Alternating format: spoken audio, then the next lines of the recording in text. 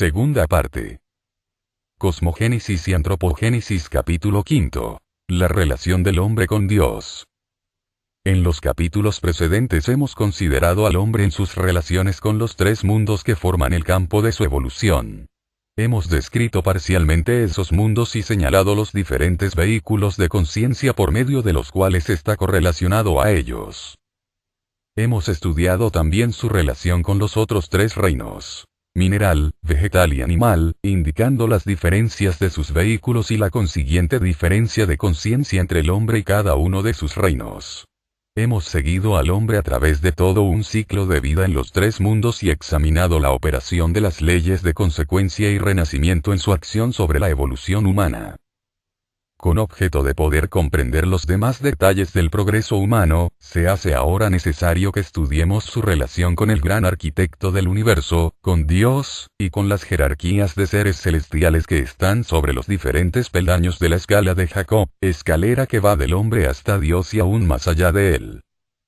Esta es una tarea de la mayor dificultad, más aún teniendo en cuenta las concepciones definidas que de Dios tiene la mayoría de los lectores de literatura sobre este asunto. Es muy cierto que los nombres en sí mismos no son importantes, pero sí importa, y mucho, el que sepamos lo que queremos significar con un nombre. De lo contrario, nos equivocaremos, y si los escritores e instructores no se determinan a emplear una nomenclatura común, la confusión actual al respecto se hará todavía peor. Cuando se emplea el nombre de Dios, casi siempre es dudoso si se quiere indicar al absoluto, la existencia una, o al Ser Supremo, que es el gran arquitecto del universo, o a Dios, que es el arquitecto de nuestro sistema solar. La división del Dios Supremo en Padre, Hijo y Espíritu Santo es también confusa. Aunque los seres designados por esos nombres están inconmensurablemente más allá del hombre y merecen toda la reverencia y adoración de que sea capaz de rendir a la más elevada concepción de la divinidad. Sin embargo, ellos son diferentes uno de otro. Los diagramas 6 y 11 aclararán quizá más este asunto. Débese recordar que los mundos y planos cósmicos no están unos arriba de los otros en el espacio, sino que los 7 planos cósmicos se interpenetran unos a otros e interpenetran a todos los 7 mundos. Son estados de espíritu materia, compenetrándose unos a otros. Así que Dios y los otros grandes seres mencionados no están muy lejos en el espacio. Ellos compenetran todas y cada una de las partes de sus propios reinos y aún reinos de mayor densidad que la suya propia. Ellos están todos presentes en nuestro mundo y están actualmente y de hecho más próximos a nosotros que nuestros pies y manos, porque ninguno de nosotros puede existir fuera de esas grandes inteligencias que interpenetran y sostienen nuestros mundos con su vida. Ya se indicó que la región etérica se extiende más allá de la atmósfera de nuestra Tierra densa, que el mundo del deseo se extiende en el espacio más allá de la región etérica, y que el mundo del pensamiento se extiende aún más en el espacio interplanetario que los otros. Por supuesto, los mundos de substancia más sutil ocupan mayor espacio que los más densos, los que se han cristalizado y condensado ocupando así menos espacio. El mismo principio opera en los planos cósmicos. El más denso de ellos es el séptimo contando de arriba a abajo. Está representado en el diagrama como el más grande de todos, debido a que con este plano es con el que estamos más relacionados y se deseaba indicar sus principales subdivisiones.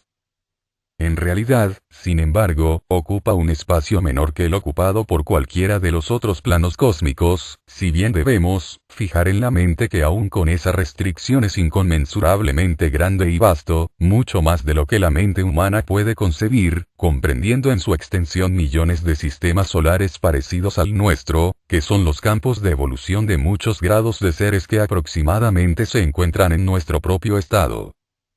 De los 6 planos cósmicos superiores al nuestro no sabemos nada. Se nos ha dicho que son el campo de actividad de grandes jerarquías de seres de indescriptible esplendor.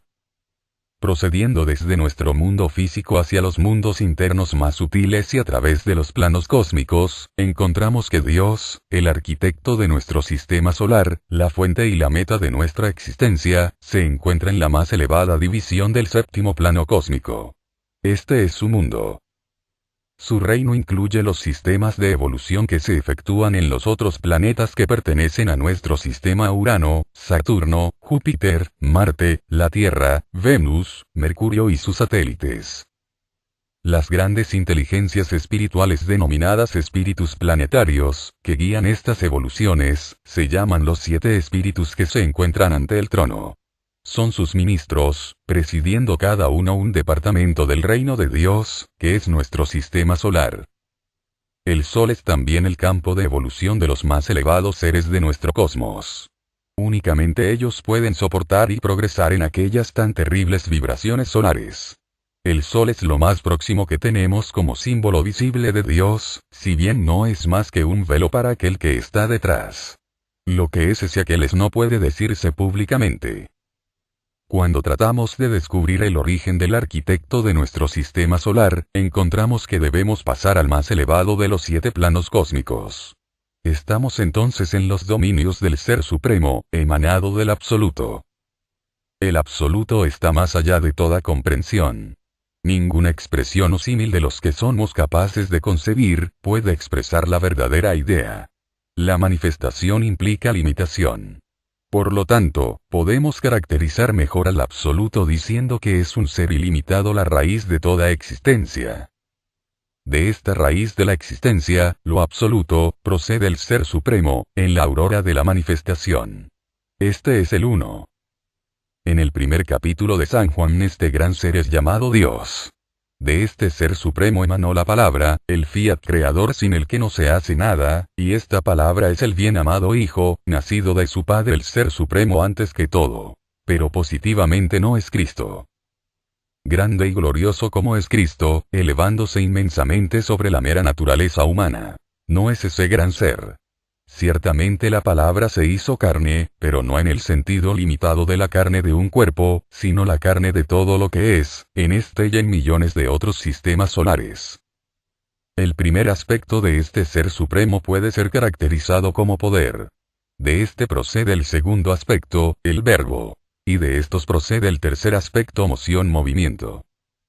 De este Ser Supremo triple proceden los 7 grandes logos.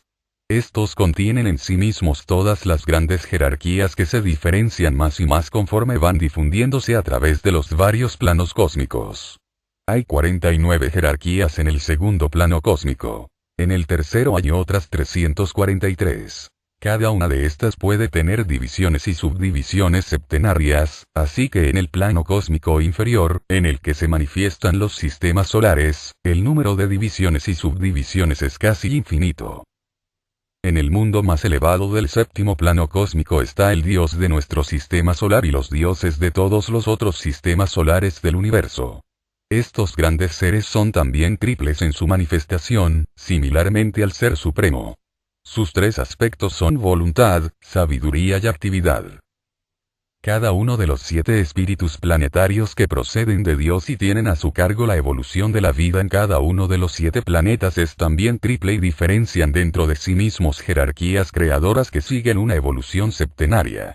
La evolución producida por uno de los espíritus planetarios difiere de los métodos de desarrollo empleados por cada uno de los otros.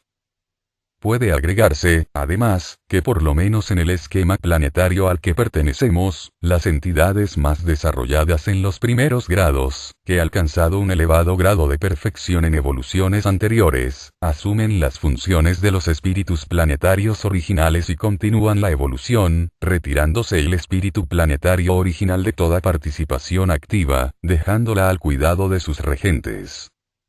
Lo que sigue son las enseñanzas relativas a todos los sistemas solares, pero referidas especialmente al sistema particular al que pertenecemos.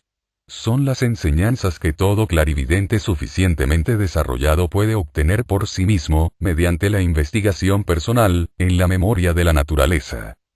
Capítulo 6. Esquema de la evolución. El principio en armonía con el axioma hermético. Como arriba es abajo. Y viceversa, los sistemas solares nacen, mueren y tornan a nacer nuevamente, siguiendo ciclos de actividad y reposo, semejante al hombre. Hay constante flujo y reflujo de actividad en todos los dominios de la naturaleza, correspondientes a las alteraciones de día y noche, verano e invierno, vida y muerte. Es el principio de un día de manifestación. Se dice que cierto gran ser llamado en Occidente Dios, pero con otros nombres en otros países, se aísla a sí mismo en cierta porción de espacio, en la que se crea un sistema solar para la evolución y aumento de su propia conciencia. Incluye en su propio ser huestes de gloriosas jerarquías, de para nosotros, inconmensurables poder y esplendor espiritual. Esas jerarquías son el fruto de las pasadas manifestaciones de ese mismo ser y también de otras inteligencias, de decrecientes grados de desarrollo hasta las que aún no han adquirido un estado de conciencia tan elevada como el de nuestra humanidad actual. Por lo tanto, estas últimas no podrán acabar su evolución en este sistema. En Dios, ese gran ser colectivo, existen seres inferiores de toda clase de inteligencias y de estados de conciencia, desde la omnisabiduría hasta la inconsciencia, más profunda aún que la del trance profundo. Durante el periodo de manifestación con el que estamos relacionados, esos seres de varios grados están trabajando para adquirir más experiencia que la que poseían al principio de este periodo de existencia. Aquellos que, en manifestaciones anteriores, habían alcanzado el más alto grado de desarrollo, obran sobre los que aún no han desarrollado conciencia alguna. Inducen en ellos un estado de conciencia propia, con la cual pueden seguir trabajando en lo sucesivo. Los que ya habían principiado su evolución en un día de manifestación anterior, pero que no han progresado hasta llegar a un grado superior cuando aquel terminó, prosiguen ahora su tarea nuevamente, de igual manera que nosotros proseguimos nuestro trabajo cada mañana después de la noche de reposo anterior. Todos estos seres, sin embargo, no continúan su tarea desde el primer momento de manifestación. Algunos deben esperar hasta que los seres que les preceden hayan creado las condiciones que son necesarias para su progreso ulterior. No hay ningún proceso instantáneo en la naturaleza. Todo es un desarrollo extraordinariamente lento, un desenvolvimiento que, aunque lentísimo, es absolutamente seguro y alcanzará la suprema perfección. De igual manera que hay estados progresivos en la vida humana: infancia, adolescencia, virilidad y decrepitud, así también en el macrocosmos existen los diferentes estados correspondientes a los varios periodos de vida microcósmica. Un niño no puede hacerse cargo de los deberes del padre o de la madre. Su adormecida mente y su condición física lo hacen incapaz de ejecutar semejante trabajo. Y lo mismo es cierto en esos seres poco desarrollados al principio de la manifestación. Tienen que esperar hasta que los más desarrollados hayan creado las condiciones necesarias para ello. Cuanto más inferior es el grado de inteligencia de un ser evolucionante, tanto más depende de la ayuda externa. En el principio, los seres más elevados, los que han progresado más, obran sobre los que tienen mayor grado de inconsciencia. Más tarde, los guían hacia algunas entidades menos desarrolladas, las que pueden llevar ese trabajo un poco más adelante. Por último se despierta la conciencia de sí, del yo. La vida evolucionante se ha convertido en humana. Desde el punto en que la propia conciencia individual del ego se manifiesta, debe seguir adelante para extender y expansionar su conciencia sin ayuda exterior alguna. La experiencia y el pensamiento tienen que tomar entonces el lugar de los instructores externos, y la gloria, poder y esplendor que puede adquirir son ilimitados. El periodo de tiempo dedicado a la adquisición de la conciencia de sí, del yo, y a la construcción de los vehículos por cuyo intermedio se manifiesta el espíritu del hombre, se denomina involución. El subsiguiente periodo de existencia, durante el cual el ser humano desarrolla su conciencia propia hasta convertirla en divina omnisciencia, se llama evolución. La fuerza interna del ser evolucionante que hace de la evolución lo que es y no un simple desenvolvimiento de posibilidades latentes, en germen. La que hace que la evolución de cada individuo difiera de la de los demás. La que suministra el elemento de originalidad y da lugar a la facultad que el ser evolucionante debe cultivar para convertirse en un dios, esa fuente se llama genio. Y, según ya se indicó, su manifestación es la epigénesis. Muchas de las filosofías avanzadas de los tiempos modernos reconocen la involución y la evolución. La ciencia solo reconoce la última, porque la ciencia trata únicamente de la línea de manifestación de la forma. La involución pertenece a la línea de la vida. Pero los hombres de ciencia más avanzados consideran la epigénesis como un hecho demostrable. El concepto Rosacruz del cosmos combina las tres, pues son necesarias para comprender bien el pasado, el presente y el futuro desarrollo del sistema al que pertenecemos. Los mundos. Podemos emplear un buen ejemplo para ilustrar la construcción de un cosmos. Supongamos un hombre que desea hacer una casa para habitarla. En primer término elegirá un sitio apropiado, y entonces procederá a construir la casa, dividiéndola en varias habitaciones destinadas a ciertos propósitos. Hace una cocina, un comedor, dormitorios y cuarto de baño, y las arregla de manera que sirvan para el objeto a que están destinadas. Cuando Dios desea crear, busca un sitio apropiado en el espacio, el que llena con su propia aura, compenetrando cada átomo de la substancia raíz cósmica de esa porción particular de espacio con su vida, despertando de esa manera las actividades latentes en cada átomo indivisible.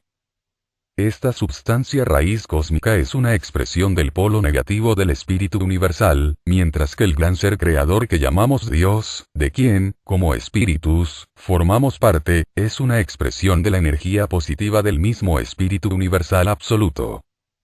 Todo cuanto vemos en torno nuestro en el mundo físico es el resultado de la acción mutua de esos dos polos. Los océanos, la tierra, todo cuanto vemos manifestándose como formas minerales, vegetales, animales y humanas, son espacio cristalizado, emanados de esa substancia espiritual negativa, que es lo que únicamente existía en la aurora del nuevo día de manifestación. Tan seguramente como la concha dura y silícea del caracol son los jugos solidificados de su blando cuerpo, así también todas las formas son cristalizaciones en torno al polo negativo del espíritu. Dios extrae de la substancia raíz cósmica su esfera inmediata, y de esta manera la substancia comprendida dentro del cosmos naciente se hace más densa que la que está en el espacio universal entre sistemas solares. Cuando Dios ha preparado así el material para su habitación, lo pone en orden. Cada parte del sistema queda compenetrado por su conciencia, pero con una modificación diferente de esa conciencia en cada parte o división. La substancia raíz cósmica es puesta en vibración a diversos grados de intensidad y, por lo tanto, está diferentemente constituida en las distintas divisiones o regiones. Lo que antecede sirve para enseñarnos la forma en la que los mundos vienen a la existencia y su ajuste para servir a los diferentes propósitos de la evolución, exactamente lo mismo que cuando arreglamos una casa para que se adapte a las necesidades de nuestra vida física diaria. Hemos visto ya que hay 7 mundos. Estos mundos tienen cada uno una medida y clase diferente de vibración. En el más denso, en el físico, la intensidad vibratoria, incluso las ondas luminosas que vibran centenares de millones de veces por segundo, es, sin embargo, infinitesimal cuando se compara con la rapidísima vibración del mundo del deseo, que es el más próximo al físico.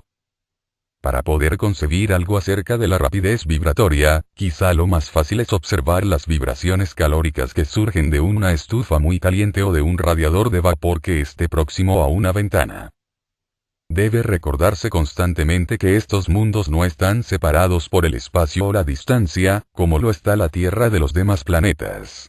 Estos mundos son estados de materia, de distinta densidad y vibración, como lo son los sólidos, líquidos y gases de nuestro mundo físico.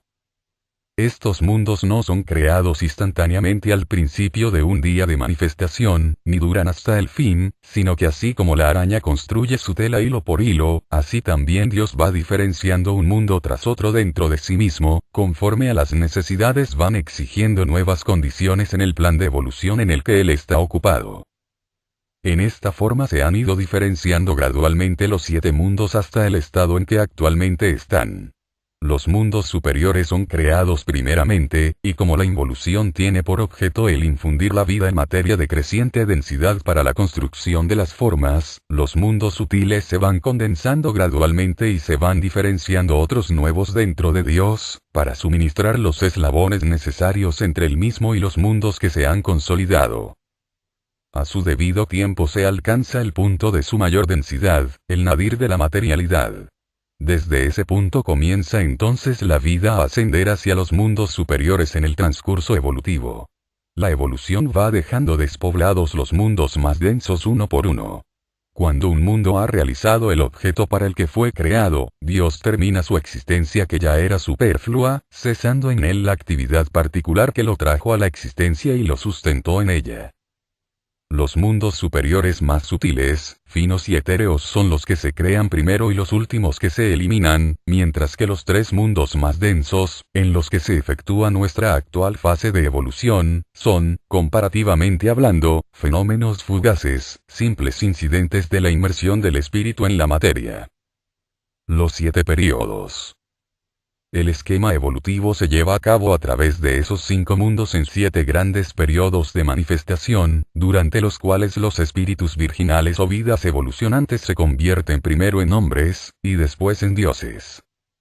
Al principio de la manifestación, Dios diferencia dentro de sí mismo no de sí mismo esos espíritus virginales, como chispas de una llama, de la misma naturaleza que ésta, capaces de expandirse hasta convertirse ellas también en llamas.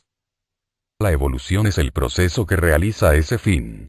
En los espíritus virginales están contenidas todas las posibilidades de su divino Padre, incluso el germen de la voluntad independiente, lo que los hace capaces de originar nuevas fases no latentes en ellos. Las posibilidades latentes se transforman en poderes dinámicos y facultades aprovechables durante la evolución, mientras que la voluntad independiente produce puntos de partida nuevos y originales, o sea epigénesis. Antes del principio de su peregrinación a través de la materia, los espíritus virginales se encontraban en el mundo de los espíritus virginales, el próximo al más elevado de los 7 mundos. Ellos tienen conciencia divina, pero no la conciencia de sí, del yo. Esta conciencia, el poder anímico y la mente creadora son las facultades que se adquieren en la evolución. Cuando los espíritus virginales están sumergidos en el mundo del espíritu divino quedan ciegos e inconscientes en ese estado de materia. Están ya ajenos a las condiciones exteriores como lo está el hombre sumergido en trance profundo. Este estado de inconsciencia prevalece en el primer período. En el segundo período adquiere la conciencia del sueño sin ensueños. En el tercero alcanza el estado de sueño con ensueños, y a la mitad del cuarto período, al que hemos llegado ahora nosotros se adquiere la plena conciencia de vigilia humana. Esta conciencia pertenece únicamente a la más inferior de los 7 mundos. Durante el restante medio periodo actual y los 3 periodos completos subsiguientes el hombre debe expandir su conciencia hasta comprender los 6 mundos superiores a este mundo físico. Cuando el hombre pasó a través de estos mundos en su descenso, sus energías eran dirigidas por los seres superiores que lo ayudaron a enviar la energía inconsciente hacia adentro para construir los vehículos apropiados. Por último, cuando había avanzado y equipándose suficientemente con su triple cuerpo, instrumento necesario, entonces esos elevados seres le abrieron los ojos y le hicieron dirigir su mirada hacia afuera, sobre la región química del mundo físico, para que sus energías pudieran conquistarla. Cuando el hombre se haya preparado por su trabajo en la región química, su próximo paso de progreso será la expansión de su conciencia, hasta incluir la región etérica. Después el mundo del deseo, etc. En terminología Rosacruz, los nombres de los 7 periodos son los siguientes. 1. El periodo de Saturno. 2. El periodo solar. 3. El periodo lunar. 4. El periodo terrestre. 5. El periodo de Júpiter. 6. El periodo de Venus. 7. El periodo de Vulcano. Estos periodos son renacimientos sucesivos de nuestra Tierra. No debe creerse que los periodos arriba mencionados tengan algo que ver con los planetas que giran alrededor del Sol como nuestra Tierra. En realidad, nunca se repetirá lo suficiente que no hay relación alguna entre esos planetas y los periodos nombrados. Los periodos son simplemente las encarnaciones pasadas, presentes y futuras de nuestra Tierra, condiciones a través de las cuales ha pasado, está pasando y pasará en el futuro. Los 3 primeros periodos mencionados de Saturno, solar y lunar pertenecen al pasado. Estamos actualmente en el cuarto o periodo terrestre. Cuando este periodo de nuestro globo se haya completado, este y nosotros pasaremos a las condiciones de Júpiter, Venus y Vulcano antes de que el gran día septenario de manifestación concluya, cuando todo lo que ahora es, se sumerja una vez más en el absoluto durante un periodo de descanso y asimilación de los frutos de nuestra evolución, para reemergir nuevamente para ulterior y más elevado desarrollo en la aurora de otro gran día. Los 3 periodos y medio ya pasados han sido empleados en la adquisición de nuestros vehículos y conciencia actual. Los 3 periodos y medio restantes se dedicarán a perfeccionar esos vehículos y a expansionar nuestra conciencia hasta un punto equivalente a la omnisciencia. El peregrinaje hecho por los espíritus virginales desde la inconsciencia hasta la omnisciencia, desarrollando sus posibilidades latentes en energías dinámicas, es un proceso de maravillosa complejidad y únicamente damos, por ahora, un ligerísimo bosquejo de él. Conforme progresemos en nuestro estudio se irán añadiendo más detalles hasta que la descripción sea tan completa como el autor es capaz de hacerla. Llamamos la atención del estudiante para que se fije bien en las definiciones de los términos que se emplean, porque estamos presentando ideas nuevas. Rogámosle, simplificar el asunto, empleando únicamente nombres o palabras simples y familiares para designar las mismas ideas en toda la obra. Los nombres serán tan descriptivos de la idea encerrada como sea posible, esperando poder así anular muchas de las confusiones que las múltiples terminologías han producido. Dedicando estricta atención a la definición de los términos, no será difícil, para las personas de mediana inteligencia, el adquirir por lo menos un conocimiento general, aunque no sea más que un bosquejo esquemático de la evolución. Que tal conocimiento es de la mayor importancia, creemos que será reconocido por cualquier individuo inteligente. Vivimos en este mundo regidos por las leyes de la naturaleza. Bajo esas leyes debemos vivir y trabajar, y no podemos modificarlas. Si las conocemos y cooperamos inteligentemente con ellas, estas fuerzas, por ejemplo, la electricidad y el vapor. Si, por el contrario, no las comprendemos y en nuestra ignorancia trabajamos contra ellas, éstas se convertirán en nuestros más peligrosos enemigos, capaces de destrucciones terribles. Por lo tanto, cuanto más conozcamos los métodos de trabajo de la naturaleza, que en último término no es sino un símbolo del invisible Dios, mejor podremos aprovecharnos de las oportunidades y ventajas que se nos pueden ofrecer para nuestro crecimiento y poder, para la emancipación de todo límite y para la elevación al dominio y poder. Capítulo 7. El camino de la evolución. No estará de más aquí una recomendación respecto a los diagramas empleados con el propósito de ilustración. El estudiante debe recordar que todo lo que se refiere a otra dimensión no puede ser nunca exacto. El dibujo de una casa significaría poco o nada para nosotros si nunca hubiéramos visto una casa. En este caso no veríamos en el dibujo nada más que líneas y manchas.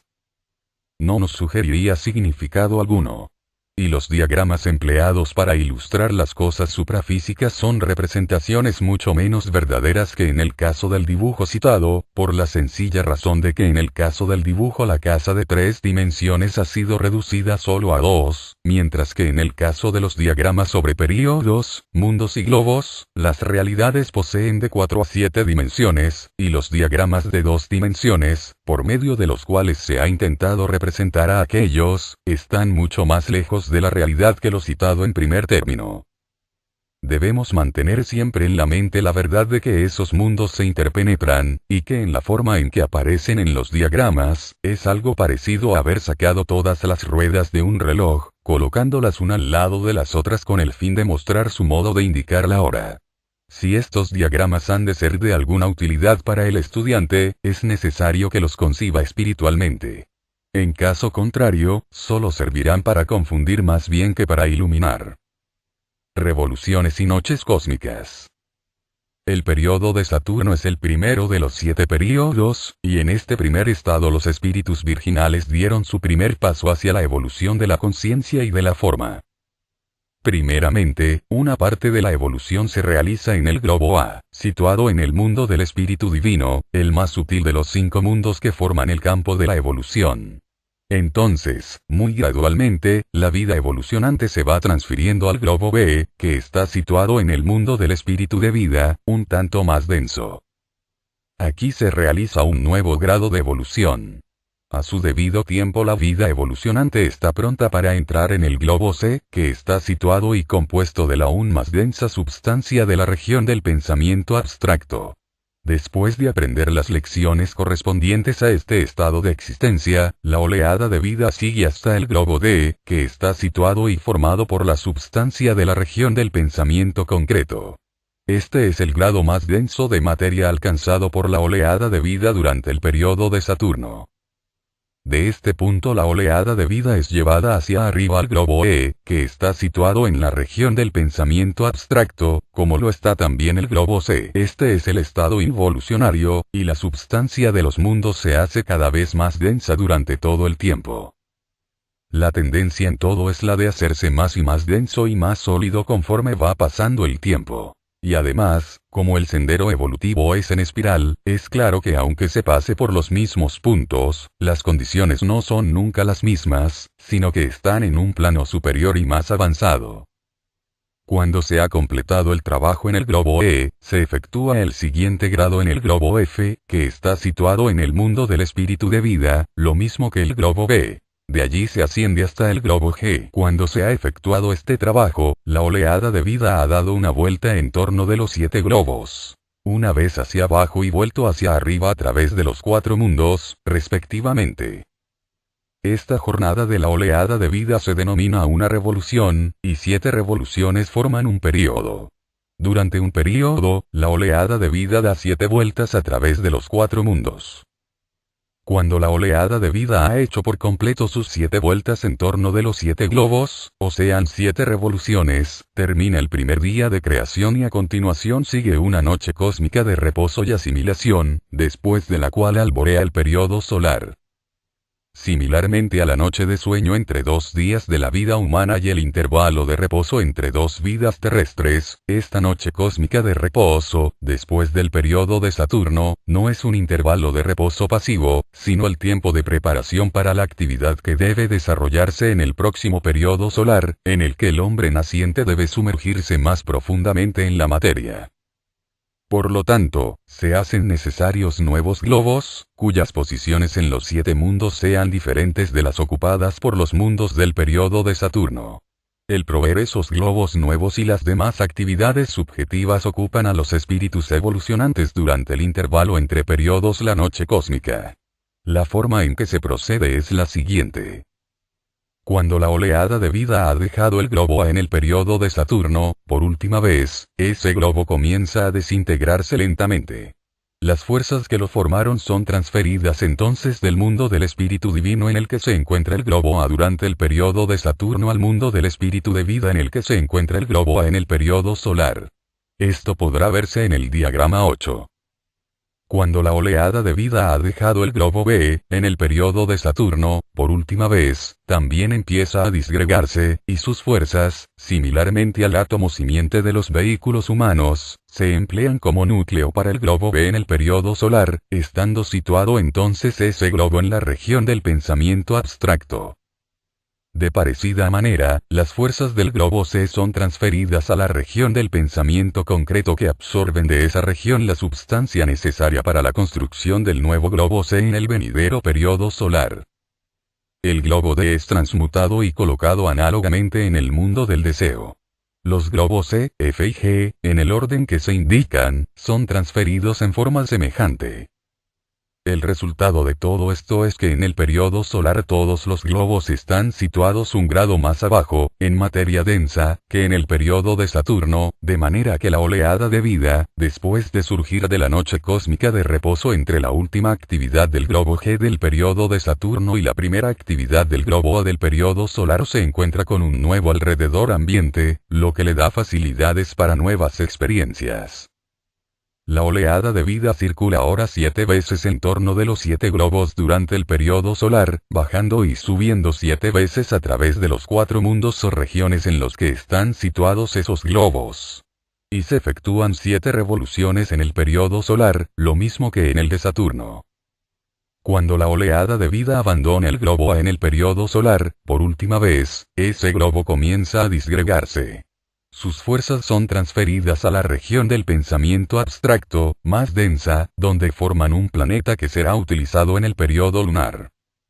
De la misma manera, las fuerzas de los demás globos son transferidas y sirven de núcleos para los globos del periodo lunar, siendo el proceso el mismo exactamente que cuando los globos pasaron de sus sitios del periodo de Saturno a las posiciones ocupadas durante el periodo solar. De esta manera los globos del periodo lunar se encuentran un grado más abajo en la materia que en el periodo solar, estando situado el globo más inferior, el de en la región etérica del mundo físico. Después del intervalo de noche cósmica entre el periodo solar y periodo lunar, la oleada de vida comienza su curso en el globo de la última, completando a su debido tiempo sus 7 revoluciones, como anteriormente. Entonces hay otra noche cósmica, durante la cual quedan los globos transferidos un grado más abajo, y entonces el globo más denso está situado en la región química del mundo físico. Este es el periodo terrestre y el globo inferior y más denso, el D, es nuestra Tierra actual. La oleada de vida parte también del globo A, después de la noche cósmica que sucedió al periodo lunar. En el actual periodo terrestre ha circulado ya 3 veces en torno de los 7 globos y está actualmente en el globo D, en su 4ª revolución. Aquí en la Tierra, en la actual 4ª revolución, se alcanzó la mayor densidad de materia, el nadir de la materialidad, hace unos cuantos millones de años. Desde entonces la tendencia es hacia la subtilización. Durante las 3 revoluciones y media que faltan para completar este período, la condición de la Tierra se irá haciendo cada vez más etérea, y en el próximo, el período de Júpiter, el globo D volverá a encontrarse situado en la región etérica, como estaba en el período lunar, elevándose los demás globos, también, correspondientemente. En el período de Venus se situarán en los mismos mundos que cuando se estaba en el período solar. Los globos del periodo de Vulcano tendrán la misma densidad y estarán situados en los mismos mundos en que estaban los globos del periodo de Saturno. Cuando la oleada de vida haya completado su trabajo en el periodo terrestre, y cuando haya pasado la noche cósmica que le seguirá, aquella dará sus 7 revoluciones en torno de los globos del periodo de Júpiter.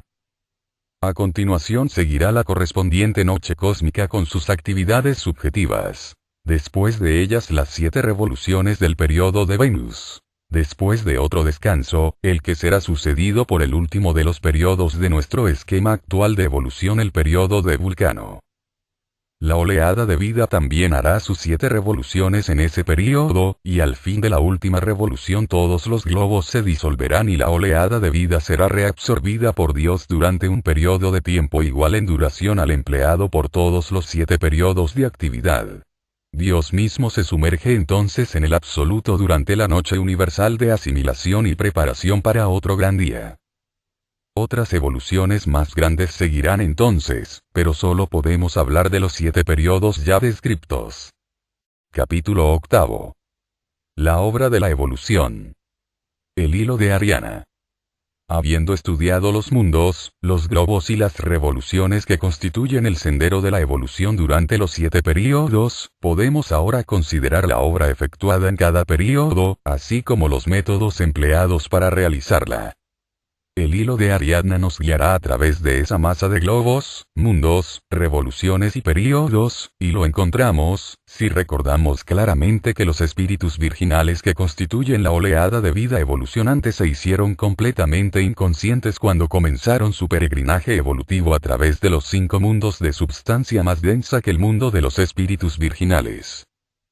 El propósito de la evolución es hacerlos plenamente conscientes y capaces de dominar la materia de todos los mundos, y, por lo tanto, las condiciones de los diversos globos, mundos, revoluciones y periodos están ordenadas teniendo en cuenta tal finalidad.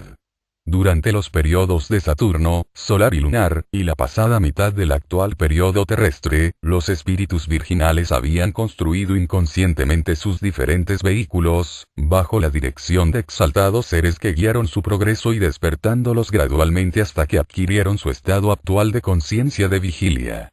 Este periodo se llama involución. Desde los tiempos actuales, hasta el fin del periodo de Vulcano, los espíritus virginales, que forman ahora nuestra humanidad, perfeccionarán sus vehículos y expandirán su conciencia a los 5 mundos por sus propios esfuerzos y genios. Este periodo se denomina evolución. Lo anterior es la clave para comprender lo que sigue.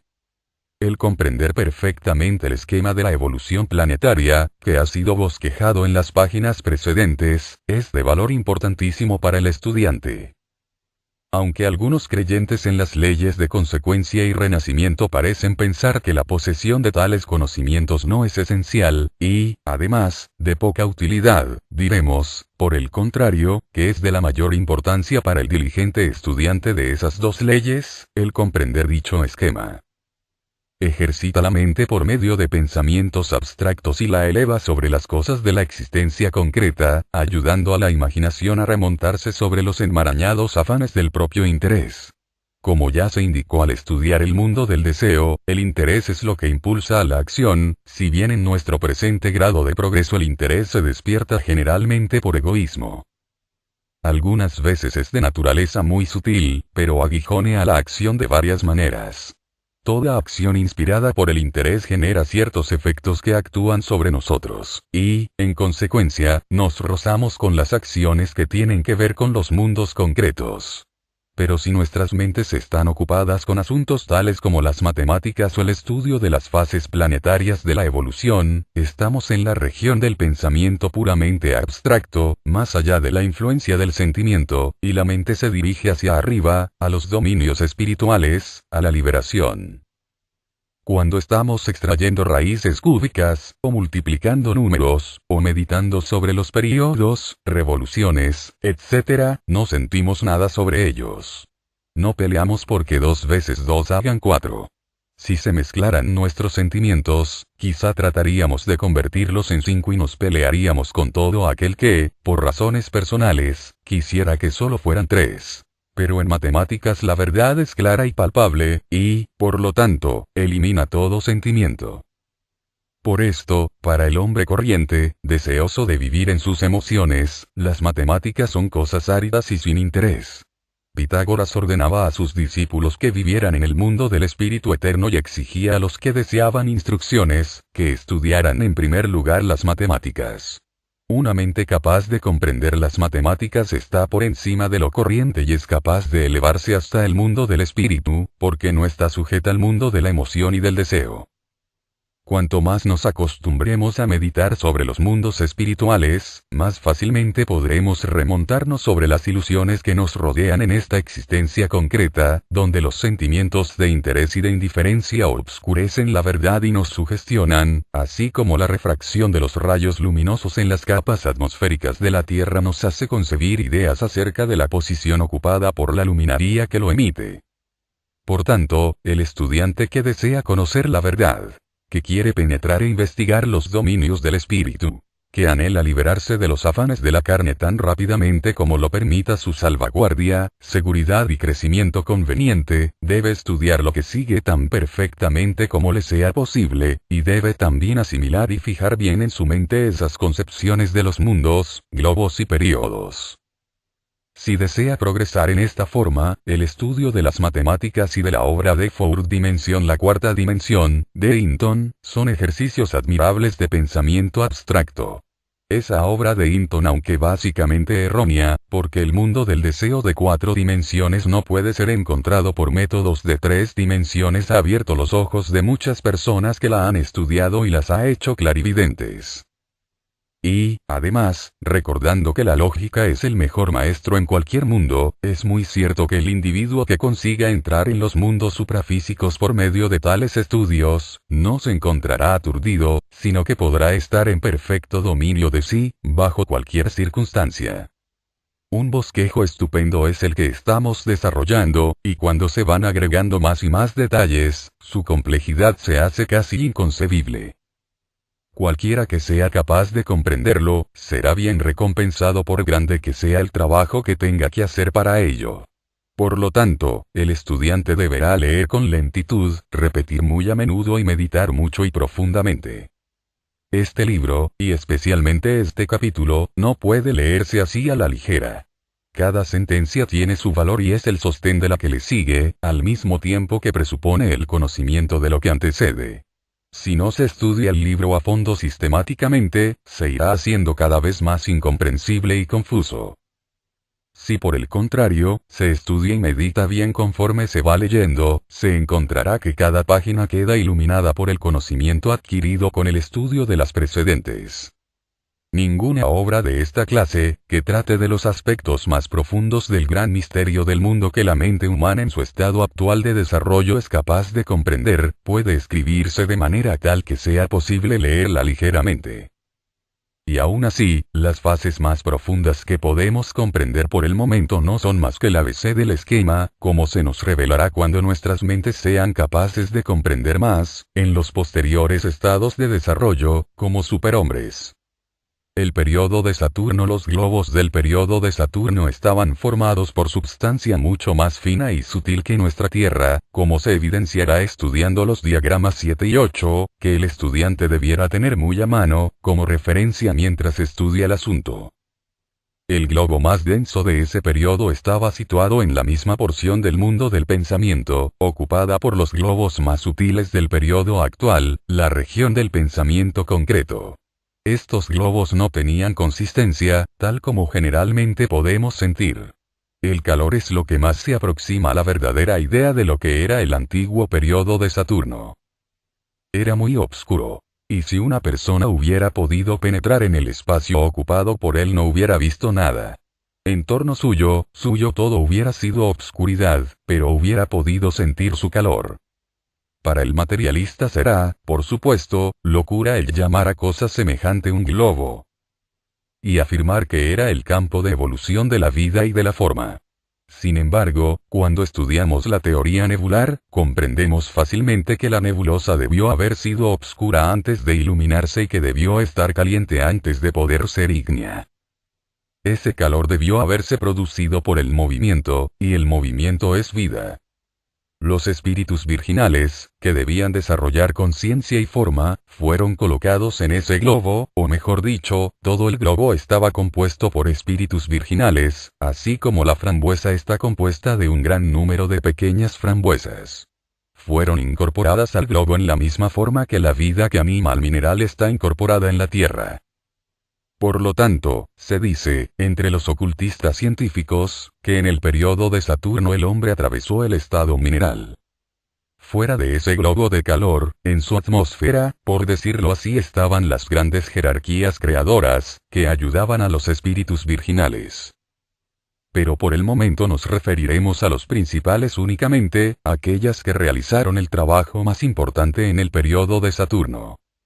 En terminología Rosacruz, esas jerarquías son denominadas los señores de la llama, debido a la brillante luminosidad de sus cuerpos y a sus grandes poderes espirituales. En la Biblia se las llama tronos, y ayudaron al hombre por su libre voluntad. Estaban tan avanzadas que esta manifestación evolutiva no podía proporcionarles nuevas experiencias, y por lo tanto, ninguna sabiduría más. Y lo mismo podríamos decir de dos jerarquías de orden más elevado aún, que se nombrarán más tarde. Las restantes jerarquías creadoras, con objeto de completar su propia evolución, se vieron impelidas a trabajar en y con el hombre. Estos señores de la llama estaban fuera del obscuro globo de Saturno, y sus cuerpos emitían una luz fortísima, y proyectaban, por así decirlo, sus imágenes sobre la superficie de ese antiguo globo, que era tan poco impresionable que reflejaba múltiplemente, como un eco, todo cuanto se ponía en contacto con él, reflejando las imágenes multiplicadas.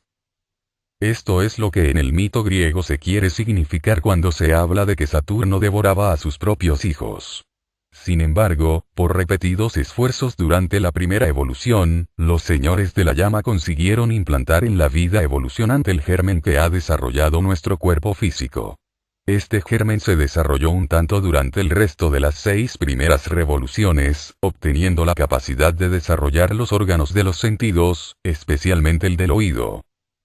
Por lo tanto, el oído es el órgano más desarrollado que poseemos. Es el instrumento que conduce con la mayor exactitud todas las impresiones que recibe del exterior hasta la conciencia. Está menos sujeto a las ilusiones del mundo físico que cualquier otro sentido.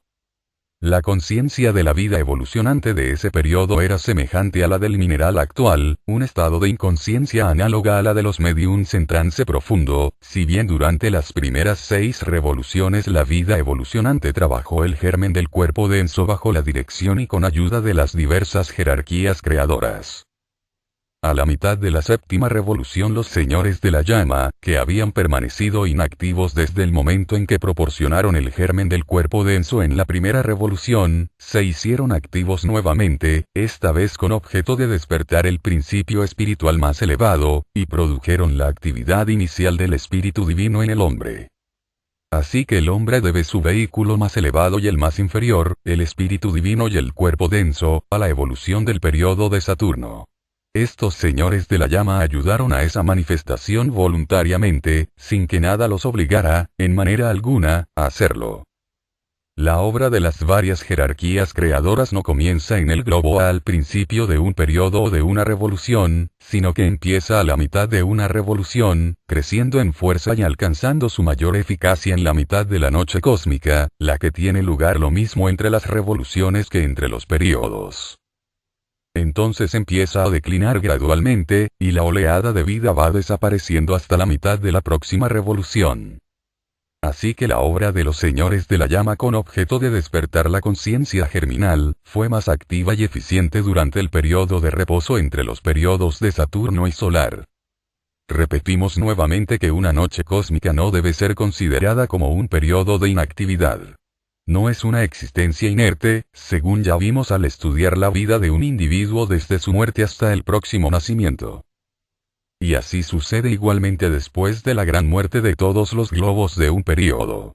Es una cesación de manifestación activa, con objeto de que pueda desarrollarse una actividad subjetiva proporcionalmente más aguda. Quizá la mejor idea de la naturaleza de esta actividad nos la puede proporcionar la observación de lo que ocurre cuando una fruta madura cae bajo tierra. La fermentación y la desintegración es lo que se presenta primero. Pero de todo ese caos brota la nueva planta, surgiendo hacia el aire y a la luz del sol. Y así, también, cuando termina un período, todo se resuelve en un caos conglomerado, a primera vista imposible de ordenarlo.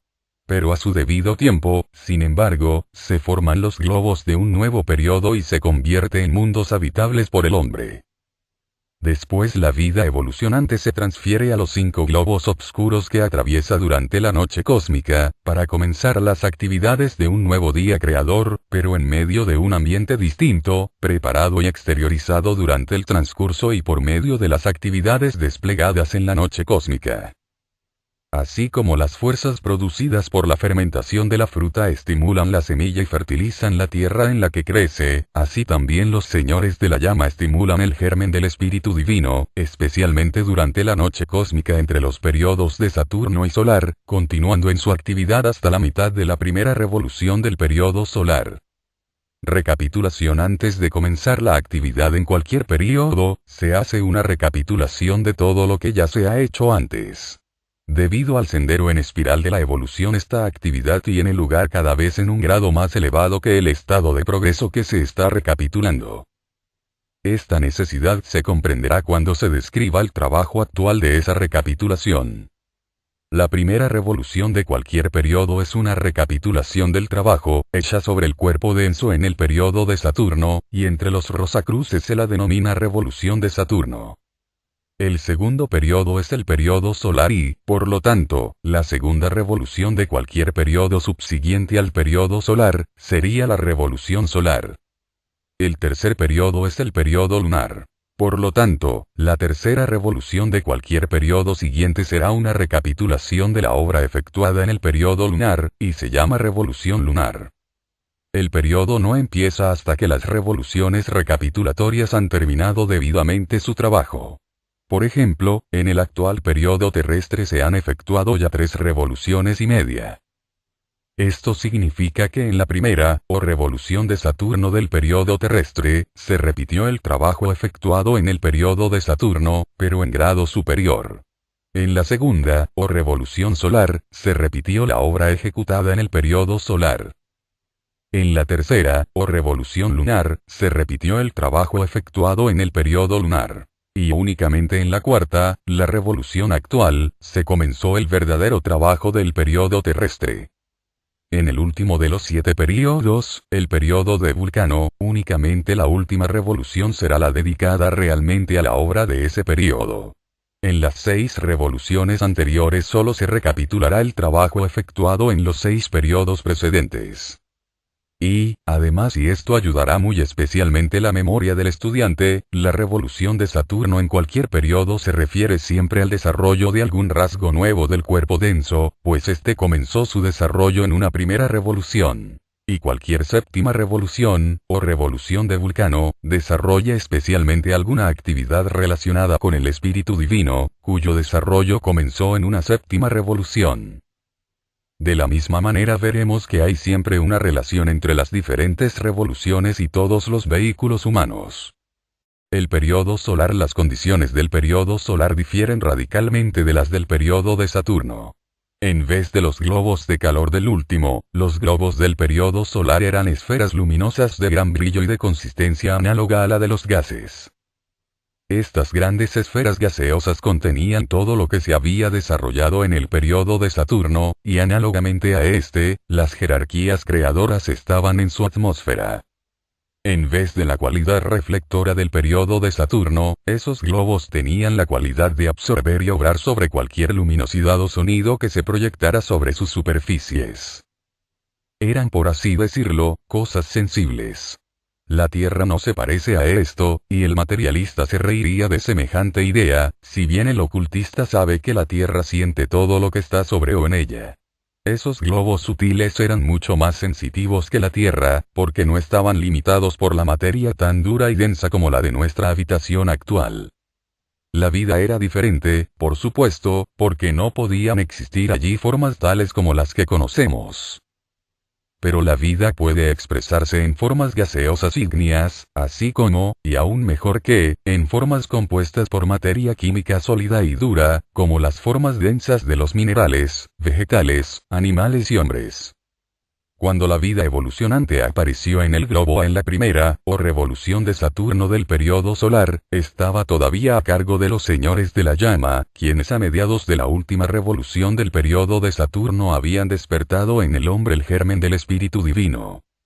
Ya habían dado anteriormente el germen del cuerpo denso, y en la primera mitad de la revolución de Saturno del periodo solar, tuvieron que hacer algunas mejoras en él. En el periodo solar se comenzó la formación del cuerpo vital, con todas las cualidades consiguientes de asimilación, crecimiento, propagación, glándulas, etc. Los señores de la llama incorporaron al germen del cuerpo denso únicamente la capacidad de desarrollar los órganos de los sentidos. En el intervalo que estamos considerando se hizo necesario cambiar el germen de tal manera, que permitiera su interpenetración por un cuerpo vital y la capacidad de evolucionar glándulas y el canal alimentario. Eso se efectuó por la acción conjunta de los señores de la llama, que proporcionaron el germen original, y los señores de la sabiduría, que se hicieron cargo de la evolución material en el periodo solar. Los señores de la sabiduría, que no estaban tan desarrollados como los señores de la llama, trabajaron para completar su propia evolución. Por lo tanto recibieron ayuda de un orden de exaltadísimos seres, quienes análogamente a los señores de la llama, lo hicieron voluntaria y libremente. En lenguaje esotérico, se les llama querubines. Estos exaltados seres no comenzaron su actividad hasta que fue necesario despertar el germen del segundo principio espiritual del hombre naciente, porque los señores de la sabiduría eran capaces de ejecutar el trabajo relacionado con el cuerpo vital que se agregó a la constitución del hombre en el periodo solar, pero no podían despertar el segundo principio espiritual. Cuando los señores de la llama y los señores de la sabiduría hubieron reconstruido conjuntamente el cuerpo denso en germen, en la revolución de Saturno del periodo solar, los señores de la sabiduría, en la segunda revolución, iniciaron el trabajo correspondiente en realidad al periodo solar, irradiando de sus propios cuerpos el germen del cuerpo vital, haciéndolo así capaz de interpenetrar a cuerpo denso y dándole el germen y la capacidad para ulterior crecimiento y propagación, excitando los centros de los sentidos del cuerpo denso y obligándolo a moverse. En una palabra, aquellos proporcionaron, en germen, al cuerpo vital, todas las facultades que se están ahora desarrollando para convertirlo en un instrumento flexible para uso del espíritu. Esta obra ocupó la segunda, tercera, cuarta y quinta revoluciones del período solar. En la sexta revolución entraron en acción los querubines y despertaron el germen del segundo aspecto del triple espíritu humano, el espíritu de vida. En la séptima y última revolución, el recién despertado germen del espíritu de vida fue ligado al espíritu divino germinal y este siguió siendo manipulado más ampliamente. Recordemos que en el periodo de Saturno nuestra conciencia era semejante a la del trance. Por medio de las actividades desplegadas en el periodo solar, esa conciencia fue gradualmente modificada, hasta convertirse análogamente a la conciencia del sueño sin ensueños. La evolución en el periodo solar agregó a la constitución del hombre en embrión el próximo superior y el próximo inferior de sus vehículos actuales. Como resultado del periodo de Saturno el hombre poseía un cuerpo denso y un espíritu divino en germen. Al final del periodo solar, poseía en germen el cuerpo denso, el cuerpo vital, el espíritu divino y el espíritu de vida, es decir, un doble espíritu y un doble cuerpo. Debemos hacer notar también que, como la primera revolución, o de Saturno, de cualquier período, está relacionada con el trabajo del cuerpo denso porque comenzó en una primera revolución, así también, la segunda, o revolución solar, de cualquier período está relacionada con el mejoramiento del cuerpo vital, que comenzó en una segunda revolución. De parecida manera, la sexta revolución de cualquier periodo está dedicada a trabajar el espíritu de vida, y cualquier séptima revolución está relacionada particularmente con los asuntos concernientes al espíritu divino. En el periodo de Saturno, el hombre en embrión atravesó una existencia de un estado mineral. Esto es, tuvo un cuerpo denso solamente en el sentido en que lo tiene el mineral. Su conciencia era también parecida a la que tienen los minerales actuales. De la misma manera, y por razones análogas, puede decirse que, en el periodo solar, el hombre atravesó la existencia vegetal. Tenía un cuerpo denso y un cuerpo vital, como lo tienen las plantas, y su conciencia, como la de estas, era la del sueño sin ensueños. El estudiante comprenderá plenamente esta analogía, que está en el capítulo titulado Los Cuatro Reinos, en el que se muestran esquemáticamente los vehículos de conciencia que poseen los minerales, las plantas, los animales y el hombre, con la conciencia particular que resulta de su posesión en cada caso. Cuando terminó el periodo solar hubo otra noche cósmica de asimilación junto con la actividad subjetiva necesaria para la iniciación del periodo lunar. Aquella fue de igual duración que el periodo de manifestación objetiva que la había precedido. El periodo lunar así como la característica principal de los obscuros globos del periodo de Saturno fue descrita por el término calor y la de los globos del periodo solar como luz o calor resplandecientes, así también la característica principal de los globos lunares puede describirse como humedad. No existía el aire tal como lo conocemos. En el centro estaba la costra ígnea ardiente. Próxima a ella, y en consecuencia en contacto también con el frío del espacio exterior, había una humedad densa. Por el contacto con la costra ígnea central, esa humedad densa se transformó en vapor caliente, que ascendía hasta la periferia enfriándose y tornaba al centro nuevamente. Por lo tanto, los ocultistas llaman a los globos periodo lunar agua y describen su atmósfera como si fuera de niebla ígnea. Este fue el escenario del próximo paso de la vida evolucionante. El objeto del periodo lunar era la adquisición del germen del cuerpo de deseos y conservar la actividad germinal del tercer aspecto del triple espíritu del hombre, el espíritu humano, el ego. A mediados de la séptima revolución del periodo solar, los señores de la sabiduría se hicieron cargo del espíritu de vida en germen, proporcionado por los querubines en la sexta revolución del periodo solar. E hicieron esto con el objeto de unirlo o conexionarlo al espíritu divino. Su mayor grado de actividad se desplegó en la noche cósmica, habida entre los periodos solar y lunar.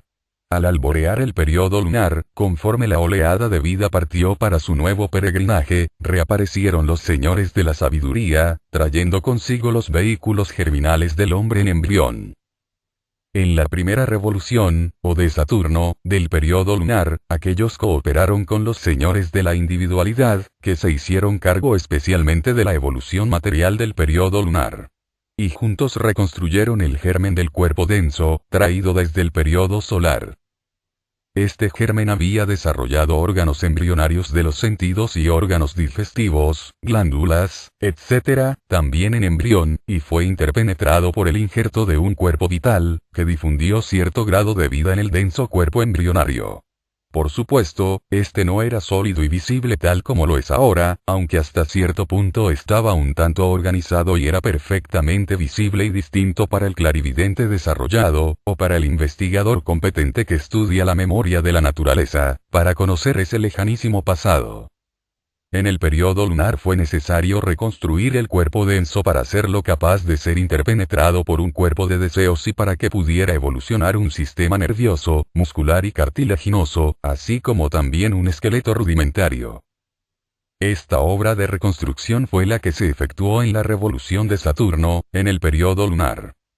En la segunda revolución, o solar, el cuerpo vital fue también modificado con objeto de darle la capacidad de ser interpenetrado por un cuerpo de deseos, así como también para que pudiera acomodarse por sí mismo el sistema nervioso, muscular, esquelético, etc. Los señores de la sabiduría, que fueron los originadores del cuerpo vital, también ayudaron a los señores de la individualidad en ese trabajo. En la tercera revolución se comenzó el trabajo propio del periodo lunar. Los señores de la individualidad emitieron de sí mismos la substancia con la que ayudaron al hombre rudimentario e inconsciente a construir y a adaptarse a un cuerpo de deseos germinales. Y también lo ayudaron a incorporar este cuerpo de deseos germinal a sus cuerpos vital y denso que ya poseía. Este trabajo fue efectuado durante la tercera y cuarta revoluciones del periodo lunar. Como con los señores de la sabiduría sucedió también con los señores de la individualidad. Si bien muy superiores al hombre, aquellos trabajaron en y sobre este para completar su propia evolución, la de ellos. Y si bien eran capaces de obrar sobre el vehículo inferior, no tenían poder alguno sobre el superior. No podían proporcionar el impulso espiritual necesario para el despertar del tercer aspecto del triple espíritu humano. Por lo tanto, otra clase de seres que estaban mucho más allá de la necesidad de manifestarse en una evolución como la que estaba desarrollándose y que también obraron voluntaria y libremente, como los señores de la llama y los querubines, vinieron durante la quinta revolución del periodo lunar para ayudar al hombre. A esos seres se les llama serafines. Ellos fueron los que despertaron el germen del tercer aspecto del espíritu, el espíritu humano.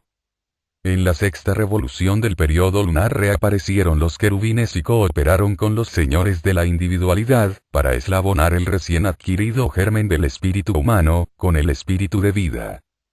En la séptima revolución del periodo lunar, los señores de la llama vinieron nuevamente para ayudar al hombre, cooperando con los señores de la individualidad para eslabonar el espíritu humano con el espíritu divino. En esta forma, el ego separado, el triple espíritu, vino a la existencia.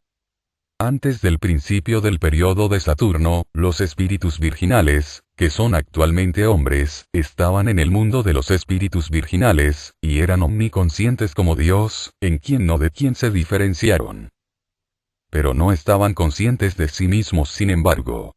La realización de esa facultad es parte del objeto de la evolución que sumerge a los espíritus virginales en un océano de materia gradual y creciente densidad, lo que momentáneamente los priva de la omniconsciencia. De esta manera, en el periodo de Saturno, los espíritus virginales fueron sumergidos en el mundo del espíritu divino y encerrados en la sutilísima película de esa substancia, la que penetraron parcialmente por medio de la ayuda que prestaron los señores de la llama. En el periodo solar, los espíritus virginales fueron sumergidos en el más denso mundo del espíritu de vida, y quedaron más cegados aún para la omniconsciencia, por el segundo velo con que quedaron envueltos por la substancia del mundo del espíritu de vida. Sin embargo, con la ayuda dada por los querubines consiguieron penetrar parcialmente ese segundo velo también. El sentimiento de unidad con todo no se había perdido todavía allí, porque el mundo del espíritu de vida es un mundo universal que interpenetra y es común a todos los planetas de un sistema solar. En el periodo lunar, sin embargo, los espíritus virginales dieron un paso más hacia la materia aún más densa de la región del pensamiento abstracto, y aquí se les agregó el más opaco de sus velos, el espíritu humano. Desde entonces, los espíritus virginales perdieron su omniconciencia. Ya no pudieron penetrar sus velos, ni mirar hacia afuera o percibir otros. Así que se vieron forzados a dirigir su conciencia hacia adentro, y allí encontraron a su yo como ego, separado y aparte de todos los demás. En esa forma los espíritus virginales se encontraron encerrados dentro de un triple velo, siendo el velo externo del espíritu humano, el que efectivamente cierra la conciencia al sentimiento de la unidad de la vida y se convierte en un ego, manteniendo la ilusión de la separatividad obtenida durante la involución. La evolución irá disolviendo gradualmente la ilusión, devolviéndoles la omniconsciencia, y la conciencia de sí mismos será añadida. Vemos, pues, que al terminar el periodo lunar el hombre poseía un cuerpo triple, en varios grados de desenvolvimiento, y también el germen de un triple espíritu. Tenía los cuerpos denso, vital y de deseos, y los espíritus divino, de vida y humano. Todo lo que le faltaba era el eslabón que los uniera. Se explicó ya que el hombre atravesó el estado mineral en el periodo de Saturno, a través del vegetal en el periodo solar y su peregrinaje a través de las condiciones del periodo lunar corresponden a la fase de existencia animal, por las mismas razones por las que aplicamos los otros dos símiles. El hombre tenía entonces los cuerpos denso, vital y de deseos, como los tienen los animales actuales, y su conciencia era una conciencia pictórica interna, así como la tienen los animales inferiores hoy en día. Dicha conciencia es parecida a la del sueño como en sueños en el hombre, salvo que es perfectamente racional, pues es dirigida por el espíritu grupo de los animales. Remitimos nuevamente al estudiante al diagrama 4 en el capítulo sobre los 4 reinos, donde se muestra lo antedicho. Esos seres lunares ya no eran simplemente germinales, como en los periodos anteriores. Ante el clarividente desarrollado aparecen como suspendidos por cordones en la atmósfera de niebla ígnea, así como el embrión cuelga de la placenta por el cordón umbilical. Las corrientes comunes a todos ellos que suministraban cierta especie de nutrición, fluían de y desde la atmósfera a través de esos cordones. Esas corrientes eran, hasta cierto punto, parecidas en sus funciones a la sangre actual. Si se aplica el nombre de sangre a esas corrientes se emplea únicamente con objeto de sugerir una analogía, porque los seres del periodo lunar no poseían nada semejante a nuestra actual sangre roja, que es una de las últimas adquisiciones del hombre. Hacia el final del periodo lunar hubo una división en el globo que era el campo de nuestra y de otra evolución, que, para mayor simplicidad, no habíamos mencionado antes, pero sobre la que hablaremos ahora. Parte de ese gran globo fue tan cristalizada por el hombre, debido a su incapacidad para conservar la parte que habitaba, en el elevado grado de vibración sostenido por los demás seres de allí, y cuando esa parte se hizo más inerte, la fuerza centrífuga del globo la arrojó al espacio, donde comenzó a girar en torno de la brillantísima porción ígnea central. Las razones espirituales que hubo para expulsar esas cristalizaciones son las de que los más elevados seres de tal globo requerían para su evolución las intensísimas vibraciones del fuego. La condensación los limitaba y cohibía, aunque fuera necesario para la evolución de otros y menos avanzados seres que necesitaban un grado de intensidad vibratoria menor. Por lo tanto, cuando parte de un globo se cristaliza por los esfuerzos de ciertos seres en detrimento de otros, esa parte es expulsada, exactamente a la distancia necesaria de la masa central, para que circule en torno a esta como satélite. Las vibraciones calóricas que llegan hasta este son exactamente del grado e intensidad necesarios para la evolución de los seres que se encuentran en aquel satélite. Por supuesto, la ley de gravitación explica perfectamente ese fenómeno desde el punto de vista físico. Pero siempre hay una causa más profunda que proporciona o requiere una explicación más completa, y que encontraremos si consideramos el aspecto espiritual de todas las cosas. Así como toda acción física no es más que la manifestación de un pensamiento invisible que debe precederla, así también la expulsión de un planeta, de un sol central, no es más que el efecto visible innecesario de las condiciones espirituales invisibles. El planeta más pequeño arrojado en el periodo lunar se condensó con relativa rapidez y formó el campo de nuestra evolución hasta el fin de ese periodo. Era como una luna girando en torno de su planeta padre, en la misma forma en que nuestra luna gira en torno de la Tierra, pero no mostraba fases como lo hace nuestro satélite. Giraba de tal manera, que una mitad estaba siempre iluminada y la otra siempre obscura, como sucede con Venus. Uno de sus polos apuntaba directamente al inmenso globo ígneo, así como uno de los polos de Venus apunta directamente al Sol. En este satélite del periodo lunar había corrientes que circulaban en torno del mismo, como las corrientes del espíritu grupo circulan en torno de la Tierra. Los seres lunares siguieron esas corrientes instintivamente, desde el lado luminoso hacia el obscuro de tal antigua luna. En ciertas épocas del año, cuando se encontraba con el lado luminoso, tenía lugar una especie de propagación. Como residuo atávico de esos viajes lunares para propagarse, tenemos las emigraciones de las aves de paso que, actualmente, siguen las corrientes del espíritu grupo en torno de la Tierra en ciertas estaciones del año, con propósitos idénticos.